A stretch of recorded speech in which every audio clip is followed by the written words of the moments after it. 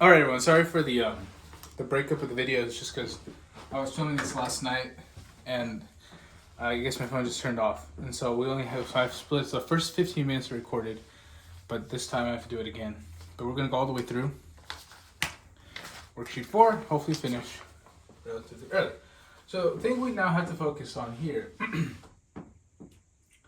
is a titration. Okay, so we're gonna do number 10. So this is it's a bit of a deceptively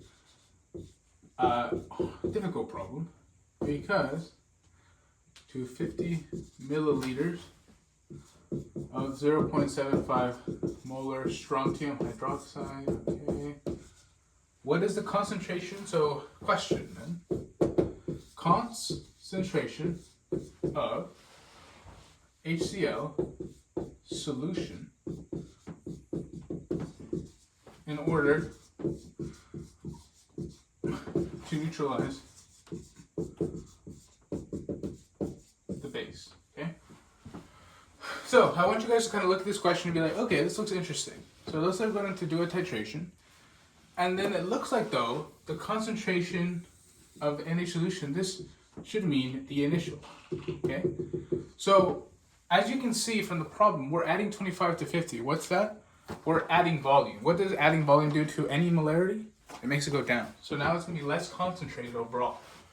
So whatever that HCl solution is going to be less concentrated. So we want to find out the molarity of this, okay? Before addition. Okay, does that make sense? This kind of logic? Okay. So a titration problem, the big thing or the big fact about a titration problem, the moles of H plus equals the moles of OH minus. Okay? Always. This is a titration problem. Always, always, always. Okay? Okay, so then we start with what we're given. This we're going to need later on. Okay? But this we can already find out. So from what I'm getting from the problem, we can go from moles of HOH, well, okay, specifically moles of strontium hydroxide, to then moles of hydroxide, to then moles of H plus, and then molarity of HCl. I'm going to call this molarity after, meaning this is the once it's already been added, and then we can get the molarity of HCl from the before. Okay? Hope you guys can track that. Okay? Hopefully that makes sense. So we're going to start off with 50 mils times 0.75 moles of strontium hydroxide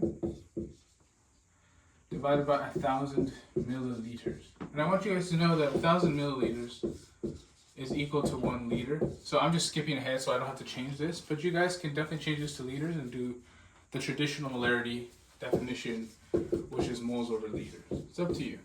Okay, same thing. I like to keep mine in milliliters. You guys can turn yours into liters, so long as this one and this one are the same unit. Okay.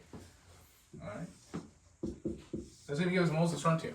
But we want moles of hydroxide. So you have to ask yourself, okay, how many hydroxides do I need to make 1 strontium hydroxide? Well, you need 2 moles of OH minus to make 1 mole of strontium hydroxide. Okay. Now we calculate this number. Let's see if I have it. 0.075 moles of OH. Okay. But because I told you about this is a titration, right? An acid is titrating a base. This is also equal to 0.75 moles of H plus. Okay? This is the big guy here. So then we take our 0.075 moles of H plus. Okay? So we are now here. And then we divide it by the total volume. Okay? Divide by the total volume. which is what? 0.025 liters plus 0.050 liters. Okay. This is 25 milliliters and this is 50 milliliters, right? Because it literally says you add this to each other. Okay. Like that. And we're gonna get an answer. When we do this, we're gonna get 1 molar HCl. Yay! We're not done though, because this is how much HCl is in the new added. We need to find out what the concentration of HCl was in the 25 mils. Do you guys follow my conception? Okay. So this we can call it concentration final. Okay. This is the final concentration after we added everything. Okay. Now, one of the most important equations you guys have is M1 V1 equals M2 V2. Okay? You can choose whichever M you want and put F in there.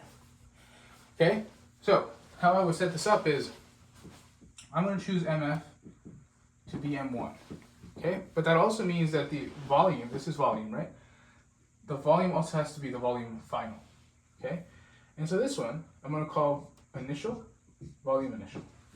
So we know our molarity final, that's 1 molar. We know our final volume, that was 75 mils. Okay. We don't know our molarity initial, that's what we're trying to find. And then do we know our volume initial? Yes, we do. It's 25. Okay. And if for this equation, you can use any units so long as they're the same between equation. So I'm using milliliters, that's fine. When you do the math, you're going to get that the initial HCl needed was 3 molar HCl.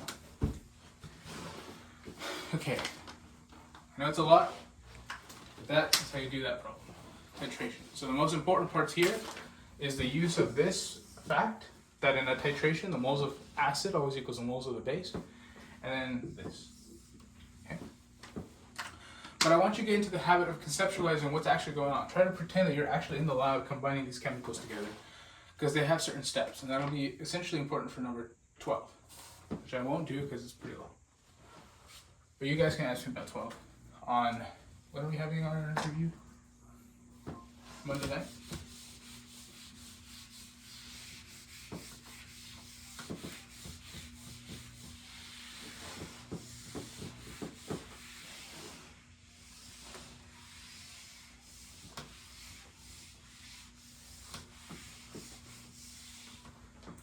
Okay, let's do an analytic equation, shall we? Yeah, it's important. Okay, so the term of so there's 3 strong electrolyte, weak electro. I'm gonna just continue, and then non-electro.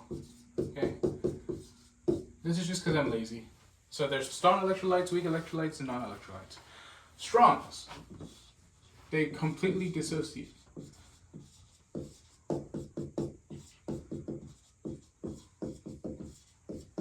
Okay, what that means is that when you have a strong electrolyte, you're essentially dissolving whatever compound you use, it's dissolving completely. So give me a second to find my solubility table, because I think it's important. Now, I don't have a solubility table, but I'm going to use the one on Hayashi's exam, which is the one you guys have on your exam. Okay?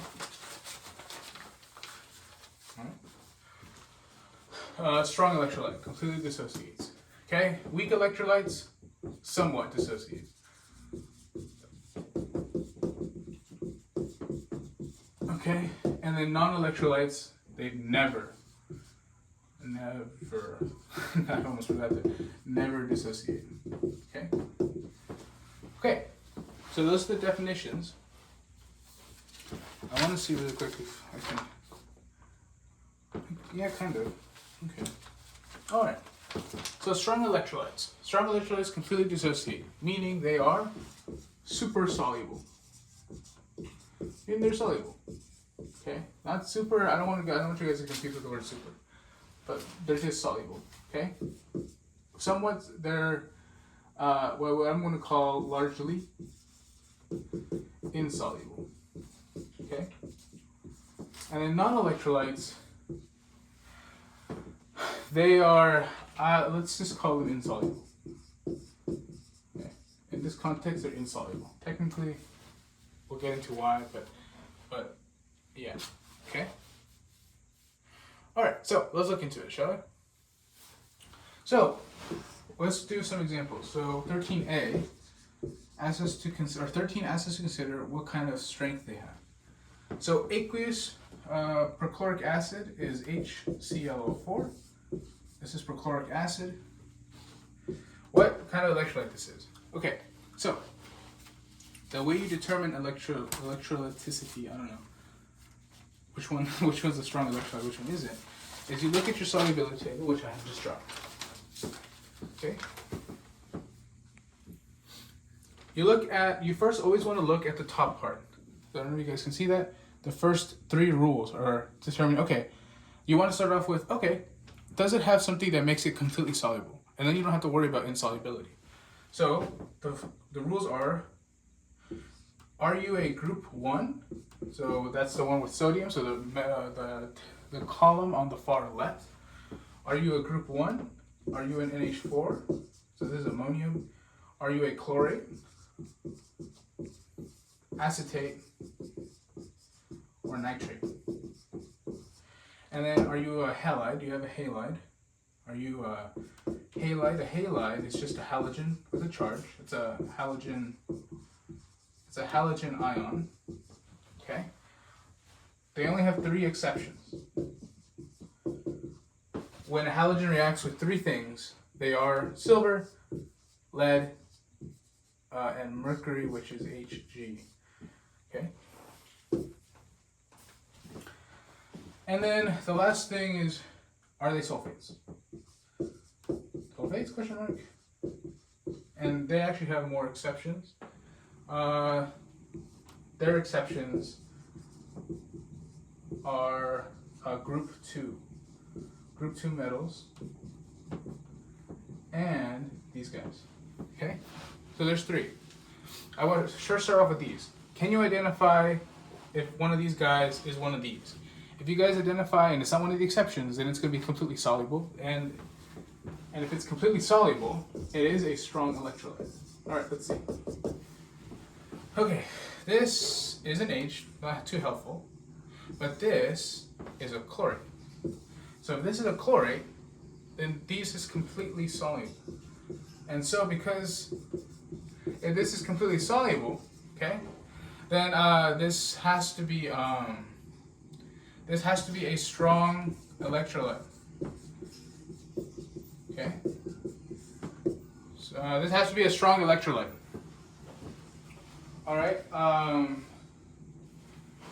it has to be a strong electrolyte. Okay. Now we look at something. So does that make sense, everyone? How we kind of did that? How we use the solubility table to see what's what? Okay. A quick example to kind of show you a little more, right? AgCl.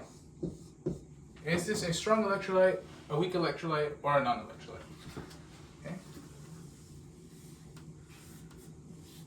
We start off with checking to see, is it soluble? Okay, it has a halide. Okay, so it might be soluble. All right, cool. But is silver one of the exceptions? It is. It means that it forms a salt. Therefore, sorry guys, I'm gonna do a quick thing. I'm sorry, can you turn off the music? Yeah, so anyway, this is since this is an exception, this is largely insoluble. Okay? This is largely insoluble. And so this is important. This is largely insoluble. Therefore, this is a weak electrolyte.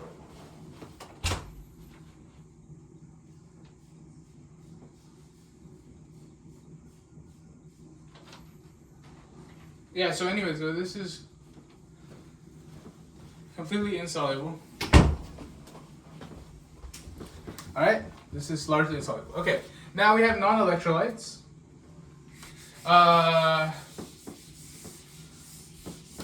shouldn't have erased the rules. Alright, so let's look at some other examples. Aqueous acetic acid. B.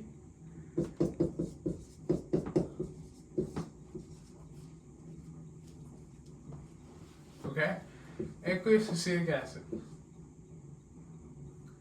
One of the rules on, we always make sure, okay, is it soluble? Always make sure, or one of the rules said acetates are really soluble. Therefore, this is a strong electrolyte. So this is strong, okay? Because one of the rules for the solubility part said acetates are in there. Air, okay. Air is interesting. Air.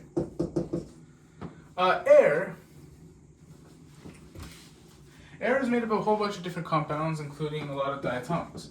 So oxygen, oxygen, ammonia, which is NH3, you have some methane in there, CH4, you have oxygen, methane, ammonia, and then argon's in there a little bit, and then nitrogen. Okay, all these things are not mentioned at all in the solubility table, therefore they're completely insoluble. Okay, this is one of the things, and remember, they're not charged. That's a very important thing for a non-electrolyte, is they're not charged. Typically they have carbons in them. Okay, or there's something that doesn't react, or there's something that's really stable. Okay, this is a non-electrolyte. All right, water. The question is, does water do this?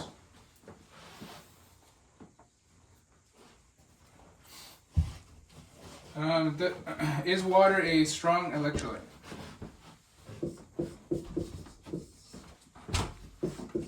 Well, we have to look, right? Does it mention water anywhere? No, so this is a non-electrolyte.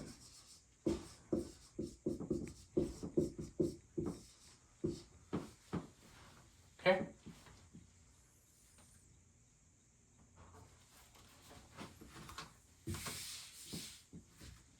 And then stantonous carbonate, so stantonous is tin, or which is SN, and I believe it's 2+. So stantonous carbonate, what is this?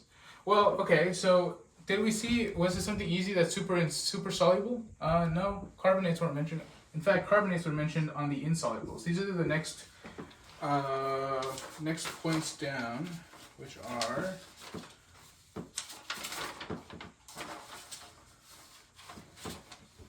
yeah, so now when you cross the first three are the soluble rules, the second two are insoluble. So they're saying that hydroxides and sulfides and carbonates, phosphates, and chromates. These are insoluble. In fact, we see that this compound has a carbonate. So this is a weak electrolyte. Okay, makes sense? Yeah? Sorry that took so long anyway. I just wanted to make sure you guys knew how to read the table. Okay. Excuse me. Let's erase that.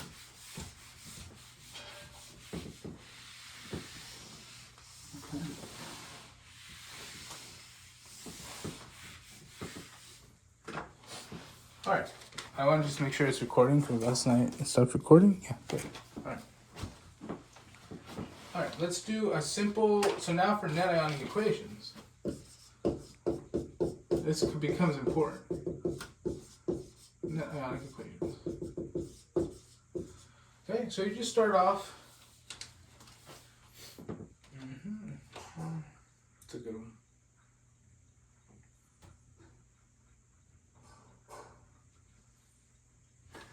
Okay, so we're going to do 14D, where we have sodium carbonate. So you guys need to be able to write this just by looking at the name. We have sodium carbonate, aqueous, plus silver nitrate. Okay, this is aqueous.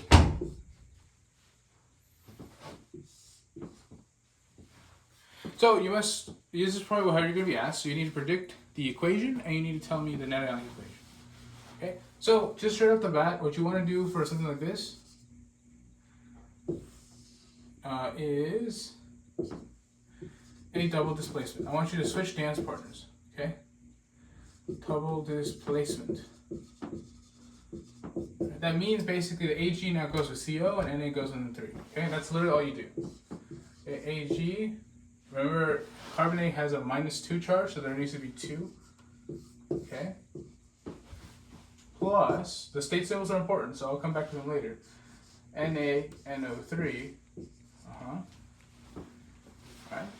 You want to add a 2 in front of here so that we can balance the 2 AGs, and then we add a 2 here to balance the 2 NAs.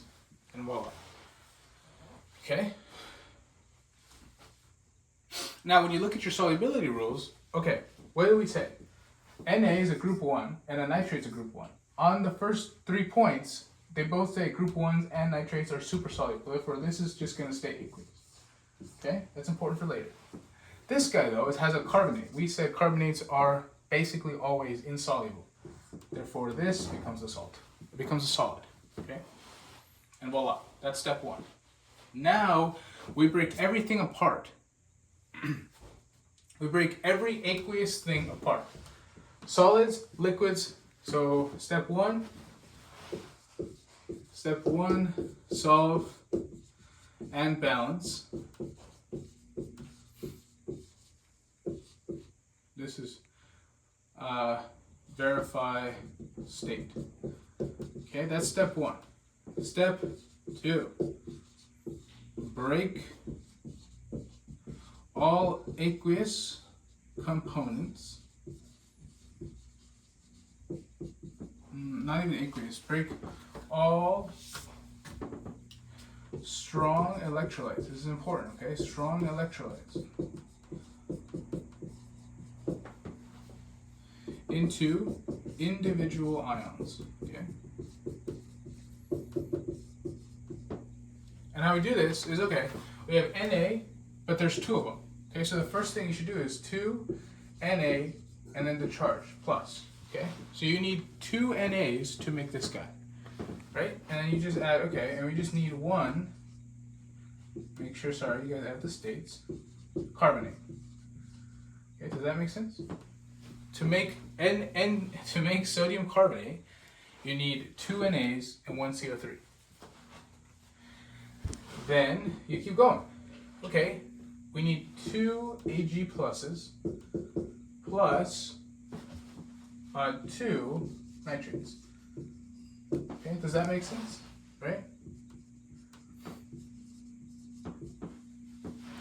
So this 2 here means that it can be distributed together that way. Right? So coefficients and subscripts in this case are taken into account. Right? And then we do it here. So never, I forgot to mention, never break solids, liquids, gases, or weak electrolytes.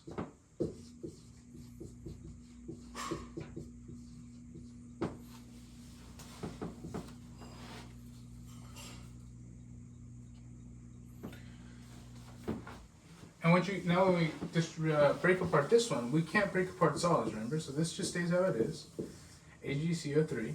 And then we can break this guy though. We have 2 Na pluses again, and then 2 nitrates again. You can do that. That makes sense. This is a solid. These are aqueous. So now to get the net ionic equation, you just cancel out all the ones that are the same on both sides. So NAs are the same, and then the nitrates are the same, leaving us with CO3, 2 minus, aqueous, plus 2 Ag plus aqueous, gives us Ag2CO3 salt. Okay?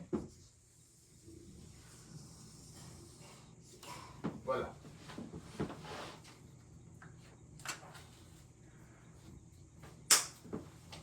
And voila, you're done.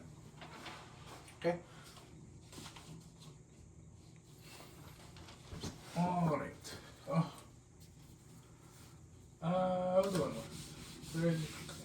show you the power of this guy.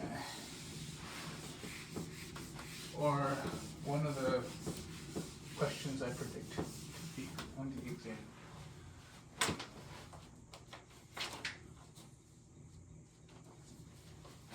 So we have so sodium carbonate,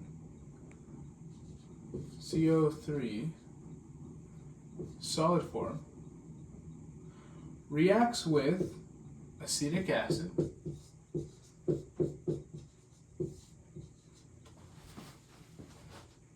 yeah, okay, and it gives us something. All right, again, we just do a double displacement. This is, right, our cation, these are our cations, so our cations switch places. So basically, we get H2CO3, yeah, H2CO3, plus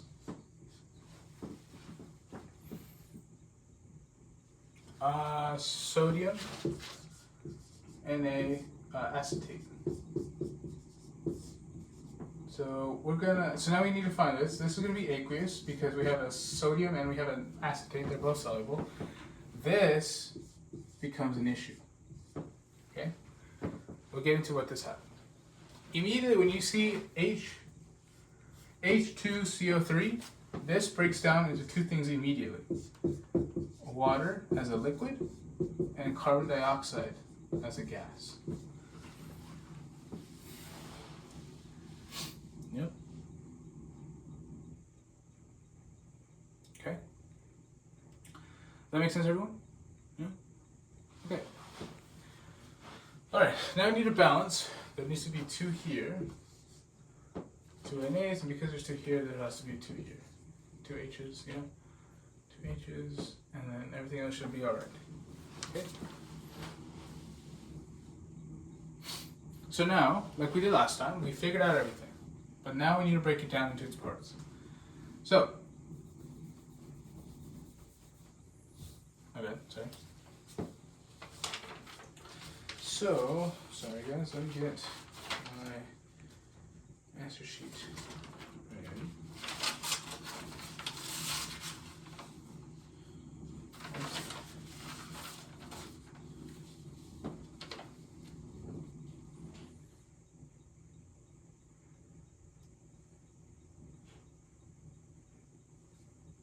Oh, is it A? Sorry guys, I may have read this wrong. I think I did.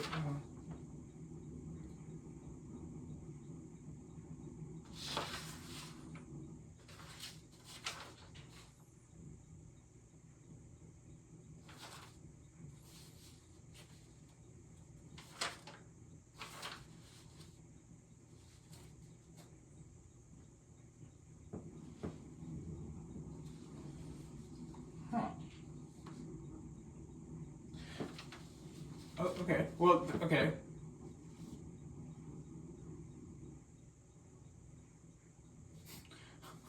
That's okay. Whatever. Sorry, guys. The answer sheet is not. It's for a totally different problem. Okay, so this is, I guess, a problem that I created by myself. All right. So anyway, regardless, we break it down. So this guy can't be broken down. Why? Because it's a solid. Okay. Can this guy be broken down? Yes. Yes, it can, but there's some concessions here. Okay?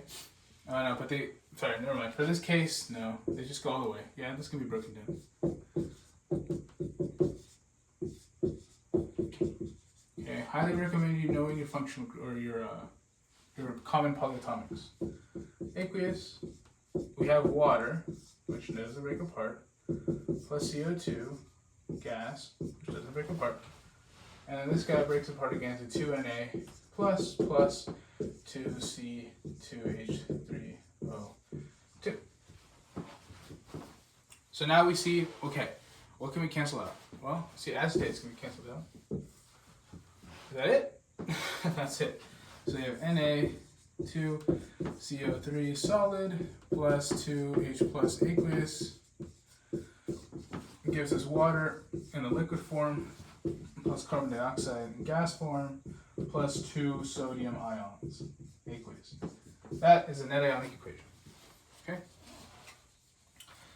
Another really quick point, if you see something like this is called manganese hydroxide, and you mix this with like something like HCl or HBr or some other form of acid, this and this, that's an H, that's an OH. When you do a double displacement of this, you will always get water. And that's literally the definition of an acid-base neutralization reaction.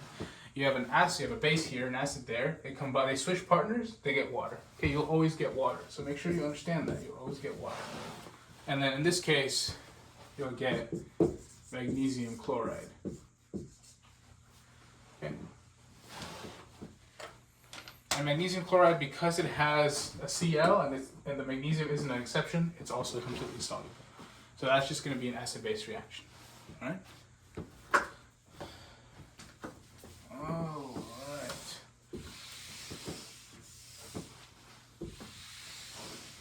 Let you a quick moment look at that. Okay, I'll erase everything else. All right.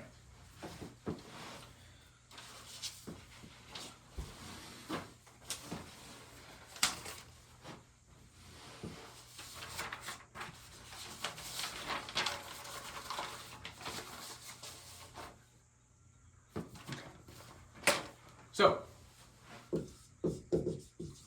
there's these things called strong acids and strong bases. I want you guys to remember these, like memorize these, okay? Because they mean different things. Strong acids completely dissociate, okay? That means they release their H completely. Weak acids somewhat dissociate. We've seen this kind of language before. Strong acids are strong electrolytes. Weak acids are weak electrolytes. So there's only 7 strong acids: HCl, HBr, HBI, or HI, my bad, HI. Okay. H2SO4, sulfuric acid. NO3, nitric acid, that's what, 5. And then your chloric acid and your perchloric acid. So these 7, as you can see the pattern, these guys are all halides except for fluorine. If you are one of these 7s, you are completely soluble, completely dissociated. If you are not a 7, you are already weak. Cool? Okay, this one. All group 1s, so lithium hydroxide, sodium hydroxide, potassium hydroxide, cesium hydroxide, barium hydroxide. I think there's one more on that one. I think francium, FROH. Okay. And then a couple of the group 2s, basically after magnesium. So the first one is this guy, calcium hydroxide. Oh, and then do I got anything under there? Get it off of that. Calcium, strontium, barium. And then you have strontium hydroxide, and then barium hydroxide. Okay, so these are basically all of group 1 and then some of group 2, the latter half. Okay. So looking at question 15, you guys can go with that. If you see something like this, I find this unfair, but that H can be removed. If you see Me, F, Et, and then OH like that, you have to, this is an alcohol group. OH, alcohol. That is a weak acid, like super weak, but it's an acid nonetheless. This is organic chemistry, which I just saw that they included. Okay, and you might recognize these Me and Et. This is methane, that's ethane. So this guy is, and this guy is one. Okay, right? I showed you how to do that. I showed you how to read that. But yeah. Okay.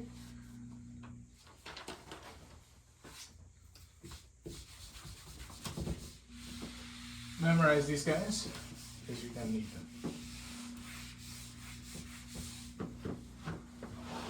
Okay.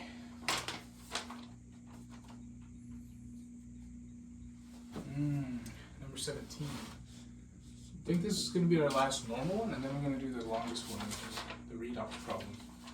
That one can take a bit of time. This one's actually pretty easy.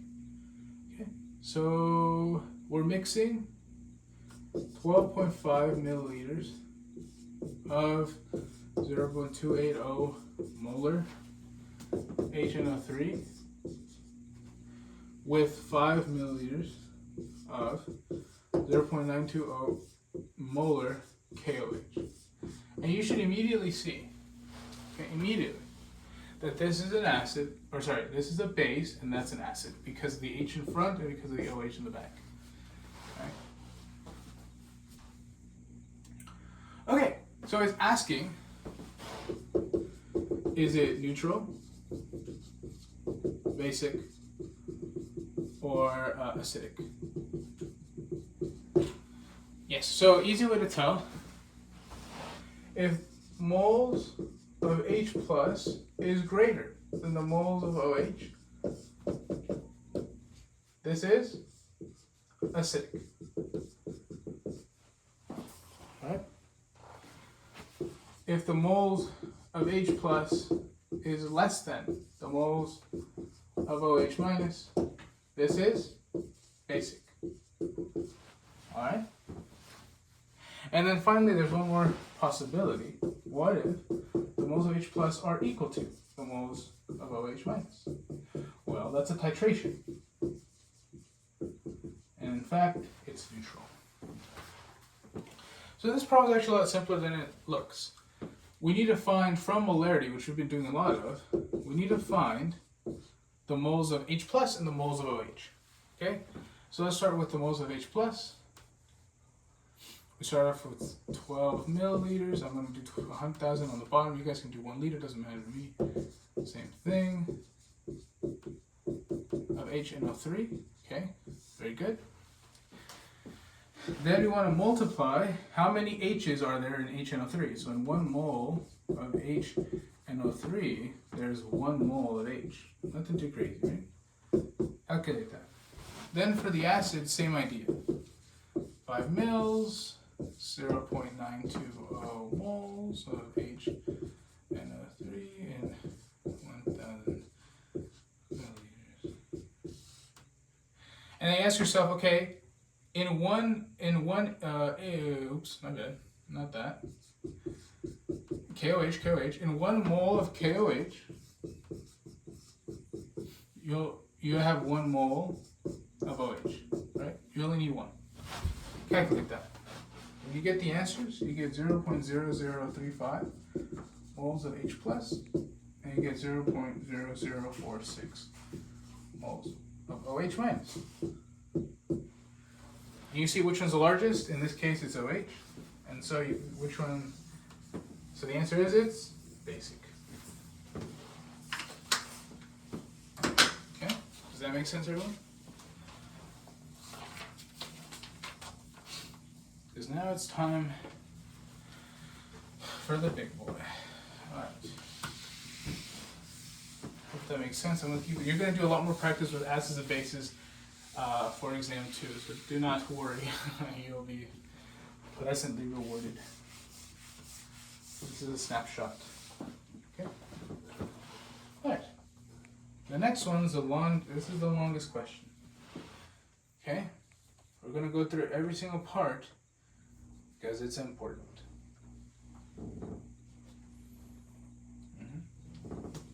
Oh, wow. Oh, this is redox reactions. Okay. So, we first have to define what is the oxidizing agent.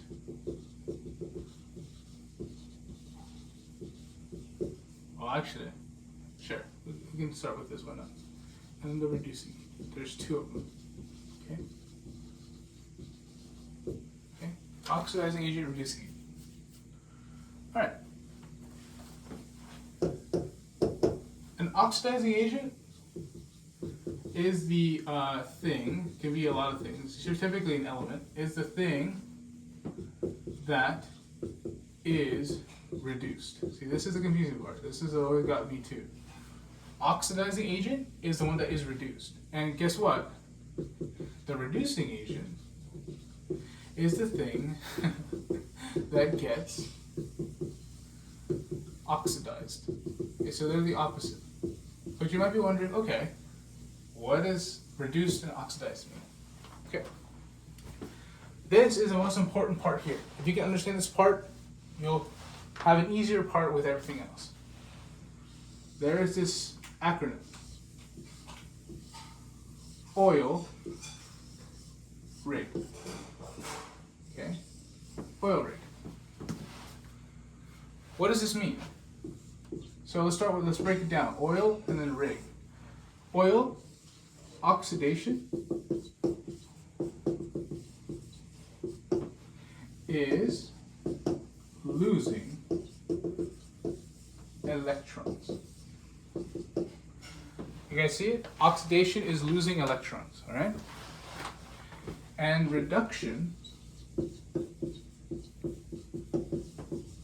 is gaining electrons. Okay? This is the most important thing you can do about this part. I want you to commit this to memory. Commit these two definitions to memory. Okay? Oil rig and oxidizing agent. I'll even give you a moment to look at that. Make sure that makes sense. Reduction, it's always about gaining or losing electrons. That is what redox is. Losing and gaining electrons. I'm going to release this now, because I am going to need the space.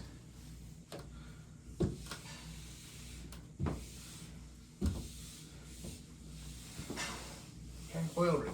I'm going to keep oil rig somewhere, because it's going to be how we do this. Oil, oh no.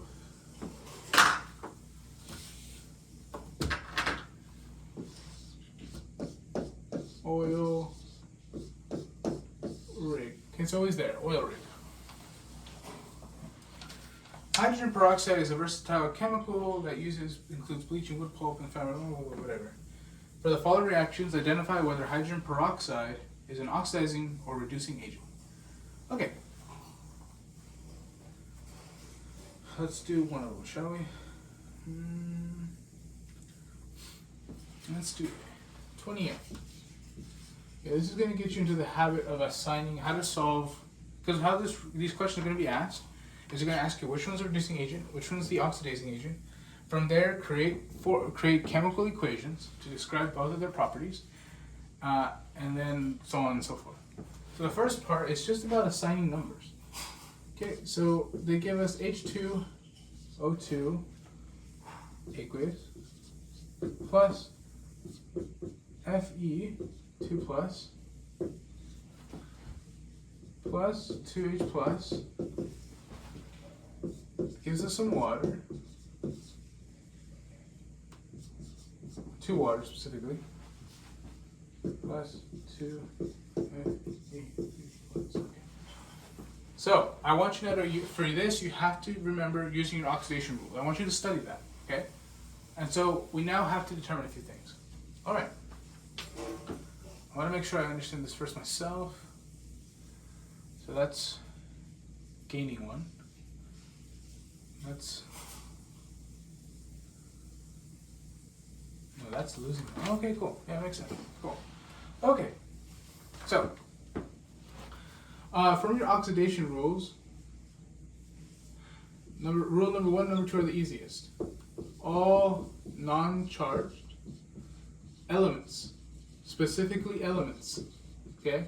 Doesn't say molecules. This is a molecule, not an element. But if this Fe was by itself, no charge, the oxidation number would be 0. All uncharged is 0. But the other one is all charged atoms, ox number, their oxidation number equals their charge. Okay? So in this case, let's see if we can find some. Okay? This H plus 1. This iron plus 2. You guys agree? Because the 2 plus. This iron, 3 plus. Okay, that's what we got. Okay. Oh, now we look at, okay. Now let's look at 3. Oxygen. Oxygen is always -2 unless it's in a peroxide. In that case, it's -1. What's a peroxide look like? Example of a peroxide, H2O2. This is one of the exceptions. Okay, in this case, that's a -1, that's a +1. Notice how there's 2 +1s and 2 -1s, so that's a 0, right? So this whole complex is a 0 on the oxidation number. Does that make sense? Okay, and then this side, well, this isn't a peroxide anymore because it doesn't have 2 oxygens near each other. It only has 1. In this case, go back to -2, and this stays at +1. Again, water is not charged, so it's a 0 on the oxidation number. So now we look for changes. I see 2 things. The iron changes, and the water, or the oxygen itself changes. Okay, and I want you to draw a line. Okay?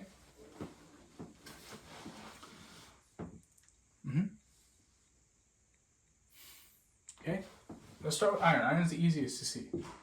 So we have iron at a 2 plus, and then iron at a 3 plus. What's happening here? What's happening here? Okay. In this case, we're starting off with something. Okay. We're starting off with the 2 plus, and we're ending up with a 3 plus. How do we do that? Well, we must have eliminated an electron, because an electron is worth -1, right? If you take away this -1, you're going to make it more positive, right? So how do you make it? So you make this more positive, or you can think about it, okay, well, I ended up here. How do I get back to here? I add a -1, right? So electrons go there. Okay, so we're actually already we're going a little ahead. That's fine. This is what I want you guys to think about. That is okay. Okay, how do we change these numbers by just modulating the electrons? Well, how do I get back to my original? I just add a -1. An electron is worth -1. Right? Okay. So now we look at oil rig. So what is this? What's happened to this guy? So Fe2 plus is losing an electron. Do you guys see how that makes sense? Right? There's an electron here in this little complex, and then it lost one, and it became F3 plus. So using oil rig, what is Fe2? What loses the electron? Well, oxidation is losing electrons. It's oil. So it's O. So it's getting oxidized. Gets oxidized. Meaning, it is the reducing agent. So you heard it here. Iron is the reducing agent. All right? Okay. Now let's go for the other one. So we see that the oxygen changes. Okay? So, in this case, what I just put down, just to kind of help me kind of backtrack, because in theory, well, okay, we can just do that. That's okay. And water. 2 waters. This is a liquid. Okay, so when we actually write the equations, just bring down the elements. Don't think about which side to put them on. Just bring them down. So this guy's on the reactant side, just bring it down to the reactants. Water's on the products, bring it down to products. Okay? In here, what happens is, all right, well, we have a -1, but we got even more negative. Okay? We got even more negative. So in this case, to think about it, we have a -1, and in this case, we have a -2. So then we must add a -1 to get to that -2, right? And in fact, that's indeed what happens. We add 1 electron. Okay? okay, a really good way to check to make sure that you've done it correctly is look at what's going on in the equation. Okay? Are the electrons on opposite sides? In this case, they are, which means that it means it's right because they're different. One is losing electrons, and this one is what? This one's gaining an electron. So this guy, so H2O2 is gaining an electron. So what do we say that is? Gaining electron is Rig, which means it's reduced, or yeah, it's reduced, and therefore it is the oxidizing agent, which is exactly what bleach is. That's what ultimately what bleach is. Okay. Does that make sense? This is just one problem.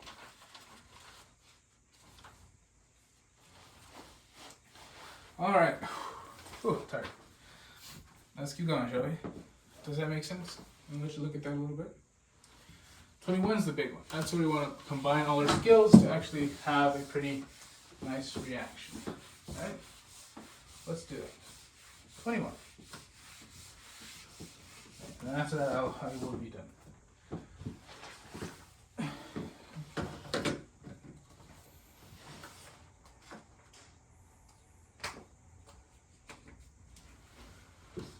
We have manganese tetraoxide. It might be permanganate actually. Yes, that's permanganate. It has a -1. Aqueous plus I- aqueous. Mn2 plus I2. I2 what? Solid?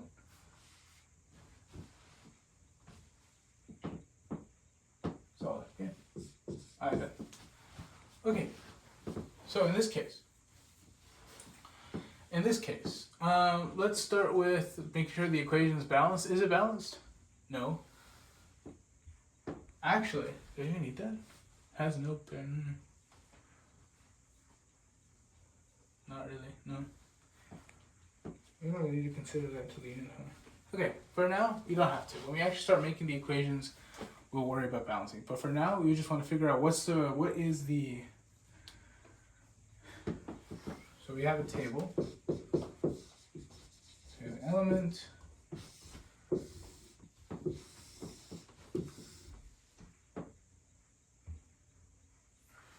So this is the oxidation state in reactants, and this is the ox state in products. Okay, so what is the ox state here and what is now over there? And they give us 3 options. They give us manganese, iodide, and oxygen. Okay. All right, let's go row by row. Let's go number by number. All right, so now we look first, number 1, like we said in our oxidation number. Okay. All elemental atoms with no charge. Their oxidation number is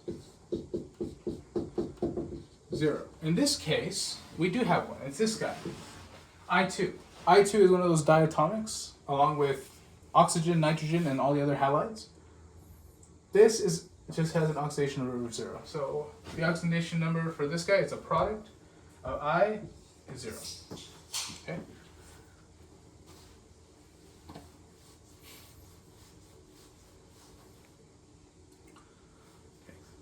Doesn't matter if there's two. It doesn't matter if there are 2 I's. This is a big confusion. Doesn't matter if there's 2 I's. You're just because it's just asking about the one element. Doesn't care about both. It just cares about one element. All right, let's do another one. Really easy one here. Manganese. If number 2 charged atoms, ox number equals the charge. So in this case, the manganese is a +2. Pretty easy. In fact, it's also easy up here. Iodine is what? -1. Okay? This, now, we have to find. Okay, ready?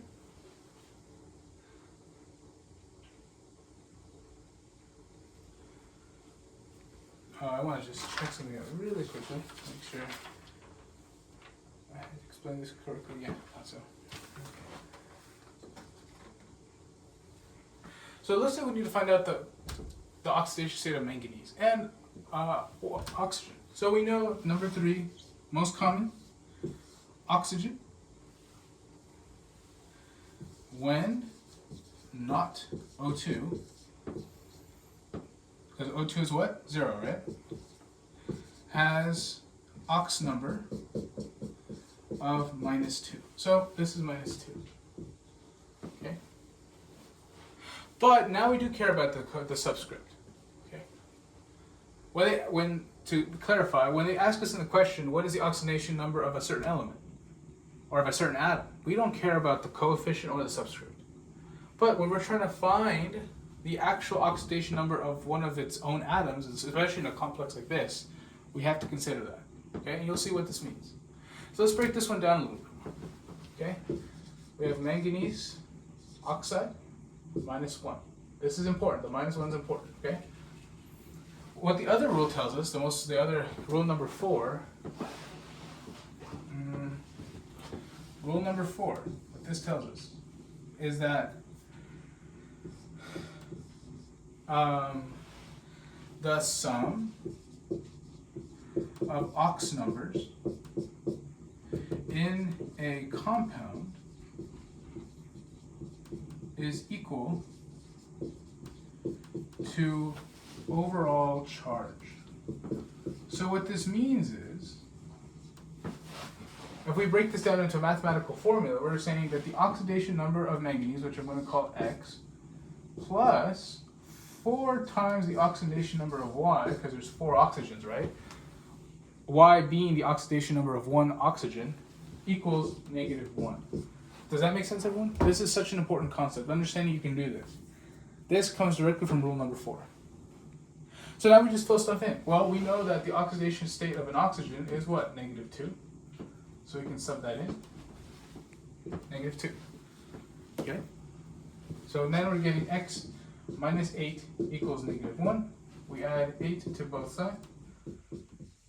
We get that X equals -7. Indeed,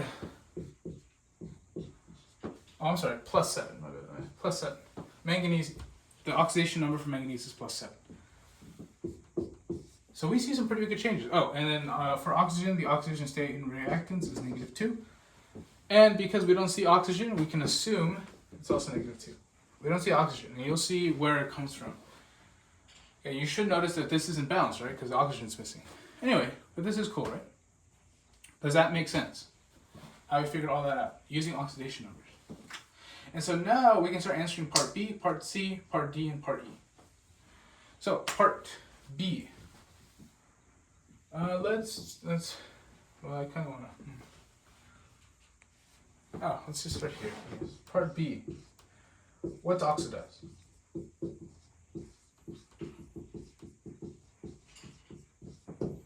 What's oxidized? Okay, well, we have to remember what oxidation is. Oxidized is oil rig. Oil, specifically, of rig, oil rig. So oil, oxidation is losing electrons. So what loses electrons? When you lose electrons, you become what? More positive, right? So, what's losing electrons? Well, we go from a +7 to a +2. Does that make sense? No. This one, we're going from a -1 to a 0. Yeah, it makes sense that we're adding an electron, or sorry, we're taking away 1 electron to get to a more positive charge. So what's being oxidized? Iodine. Okay. So then the question is, what's reduced? So that's rig. Reduction is gaining electrons. So what becomes more negative? Well, manganese. Okay. Does that make sense? And then D and E, we'll do D and E somewhere else. What is it? What's the reducing agent? Well, I told you this is kind of counterintuitive. It's the one that's oxidized. So reducing agent, oxidized one. What is that? We determine that to be iodine. And then funny enough, E, what's the oxidizing agent? All right, that's what it says. Yeah. Oh, what's the oxidizing agent? Also one that's reduced, thus is manganese. And voila. Let's do the whole first part of reductions, or redox calculation. Okay? Hope that wasn't too scary. But you have all the tools in your warehouse to solve this. Just takes time and practice. Okay? Practice this, practice, practice. We'll keep the table. I like the table actually. It's a decent way to look at that.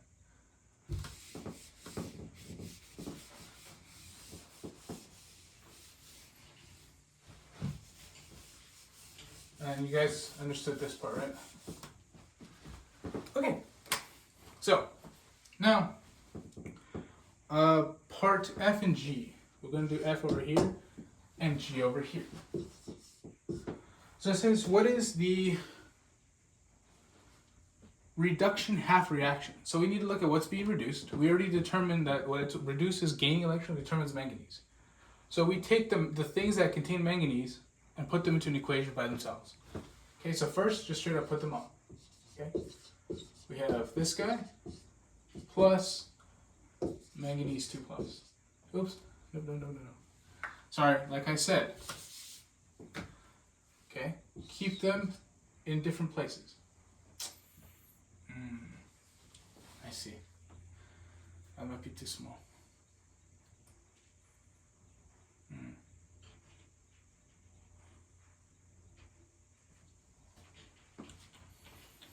Well, let's see what I can do.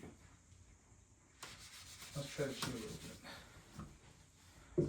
Mn, I, and O. Okay? And then we just move, so this is on the product side, so it stays on the product side. Okay, you guys agree with that? Everyone cool with that? Okay, so when we're doing a half reaction, we need two things. We need to balance the atoms, the elements, and then we need to balance the electrons. So step one. We just want to balance atoms. Don't even worry about the electrons. We want to just balance the atoms. Okay? Alright, so we have one manganese, but we don't have oxygens. So, in any sort of situation, I'm going to teach you this, in any situation, when we don't have oxygens and we need to add oxygens, all you have to do is add water. And you specifically add how many waters to give you the number of oxygens. So we need 4 oxygens, so I added 4 waters, okay, to the opposite side. So now we have 4 oxygens, and we have 1 manganese on each side. But now we introduced 8 hydrogens. So all we have to do, put 8 hydrogens, okay? This, I'll go over, there's a basic solution one that we'll have to do too.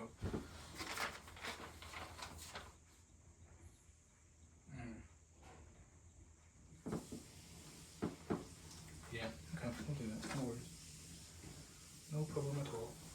Okay? So balanced atoms. Perfect. So now we have an equation with the balanced atoms. Okay?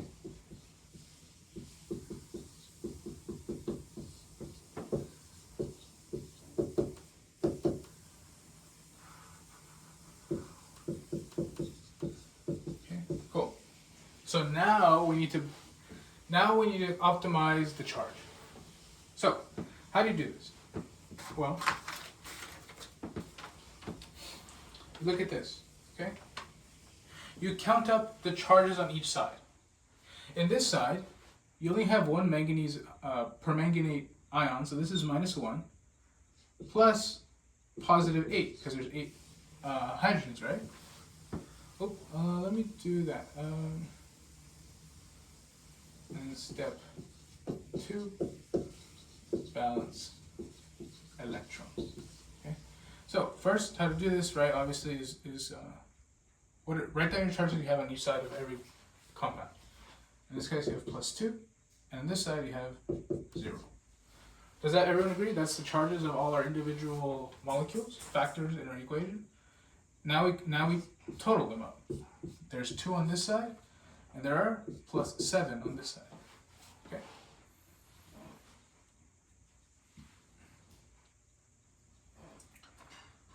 Now all you got to do, you want to subtract these numbers, always do this, right? Add them up here and then subtract at the very end. You're going to get positive 5.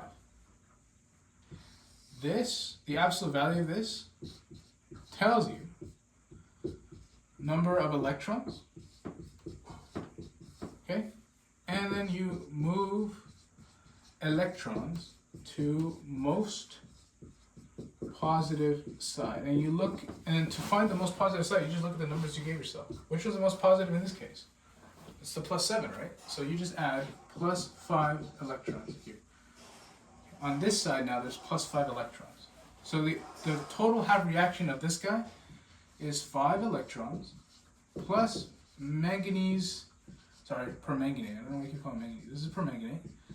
Plus 8H plus. That gives us Mn2 plus 4 waters. Okay, does that make sense? And it's a little curvy, but that's one half reaction. That's just one. The next half reaction is probably going to be the iodide reaction. So like we did over there, step 1. Balance atoms. Okay, just balance the atoms. In this case, you just move them down. So our reactant here is I minus, aqueous, and then our product is I2 solid. Okay, you guys agree with that? All we have to do is add a 2 here. Bam, that's step 1, done. Okay, step 2, gotta balance the electrons. Okay, so like we did on this side, we sum up the total charges on both sides. On this side, 0. On this side, -2. Then we subtract, which gives us -2, but we want the absolute value. So how many electrons? 2 electrons moved to most positive side. What's the most positive side on this one, guys? Right here, right? +2 electrons. Okay. And a way to check this is to see, okay, are my electrons at the very end on opposite sides? Indeed, for the Mn equation, they're on the product side. Sorry, reactant side, and for the I, they're on the product side. Okay. All right. So now we're here. So now we can remove this table. Hope you guys have been following along. Okay, we can move this table now. Because we are not, this is a final step. Okay, the reason why we did these half reactions is to then give the overall reaction. So, we combine both reactions, right? Keep reactants and keep reactants, and products. Okay, you'll see what that means right now.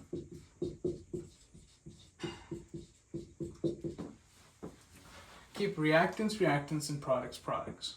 Okay.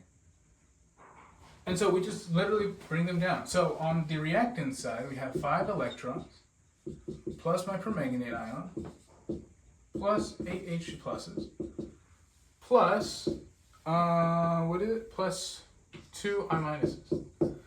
Okay, and then on our product side, we have Mn2 plus 4 waters plus 4 waters. Where are you? Plus I2 plus 2 electrons. Okay. This is almost our overall reaction. Now we have to cancel out electrons, and how we do that is by getting to a point, or is by multiplying the electrons by a common factor. In this case, it's 2 electrons and 5 electrons. So I think 10. By finding lowest common multiple. So it's indeed, we want to multiply everything on this on the product side by 5 and everything on the reactant side by 2. Okay?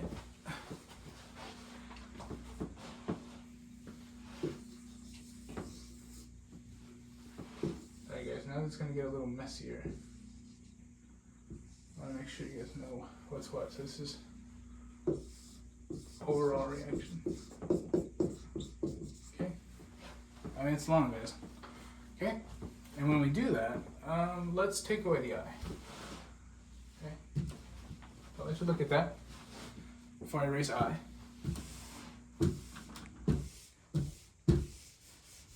Okay.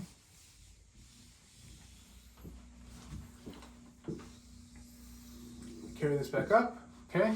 So we get 10 electrons plus 2 MnO4 minus plus 2 times 18 is, or yeah, 2 times 8 is 16 plus 4I minus. That's the reactants. The products are now 5 manganese 2 plus 20 waters plus 5 I2s plus 10 electrons. We see now that the electrons are the same, we can cancel those out. We see if we can cancel anything else out. We can't. And so the overall reaction is what's left. I'm not going to rewrite that, but it's that and that. And voila, we are done. Okay. I want you guys to, that's a big long one. Didn't even fit on my board. But I want you guys to make sure you know how to do that, okay? And you can ask me, we're going to do one more on, we'll do one on the review, but this is it. Okay, this was all done in acidic environments. Acidic environments, we can add this. Okay? Basic environments are just slightly different. And I can give you a sneak peek at that. I'm not going to go over to the whole problem, so that's like problem what? I think it's the very last problem, so 23, I think. Okay. But I want to give you guys kind of like, so literally it is not different until the very end. So we're going to go towards the very end. You have my work. Where are we? Okay. So for number 22B, at the end of it all, you should get a final reaction, final formula of this.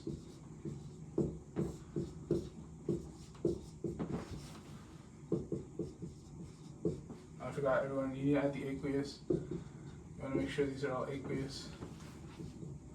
CrOH, 3 aqueous plus water liquid. Okay. Everyone see that? Okay. So this is in basics. So in basic environment. So this is your final reaction at the very end. See how you have the H pluses and the waters. But you can't have H pluses, so no H pluses in basics. In basic environment. So what we do is, on both sides, we add 5 OH minuses, and on here we add plus 5 OH minuses. Okay? Because that's a base. I want you to look, what happens when we react H and OH? We get water. So, the next thing down is this. 5 waters plus everything else that isn't that the same.